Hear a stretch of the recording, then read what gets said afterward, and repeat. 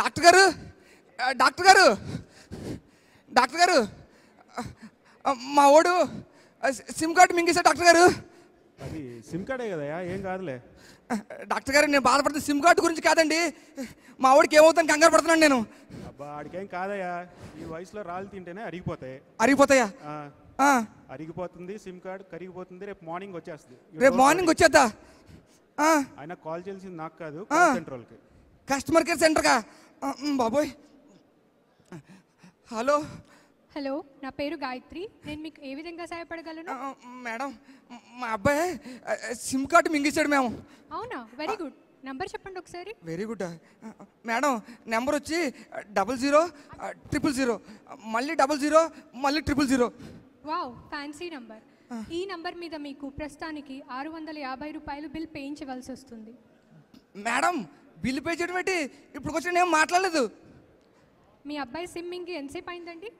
2 గంటలైంది. మరి అప్పటి నుంచి మాట్లాడుతున్నాడు కదా? మాట్లాడుతూ ఏవే ఆడి చేత మాట్లాడికే బిల్లు వస్తుందంట.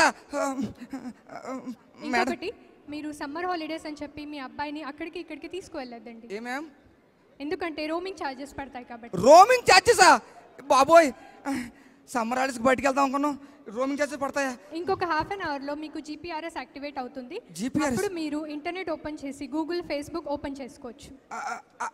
అదెలా మేడం? మీ అబ్బాయి సిమ్మింగ్ యాడ్ కదా, మామూలుగా మనం టైప్ చేస్తే ఇంటర్నెట్లో ఆన్సర్స్ వచ్చేస్తాయి. కానీ ఇప్పుడు మీరు మీ అబ్బాయిని అడిగితే మీ అబ్బాయి టకటక ఆన్సర్స్ చెప్పేస్తారు. అదేంటిది నేను మాట్లాడుతున్నా, మా వాడు మాట్లాడతారా? బాబోయ్, ఇది చాలా టెన్షన్ ఉంది madam. Middle class person madam, ఈ బిల్లులు తట్టుకోలేను మేడం. మీరు ఏదైనా సొల్యూషన్ చెప్పండి మేడం. ఒక సొల్యూషన్ ఉందండి. చెప్పండి మేడం, చెప్పండి మేడం.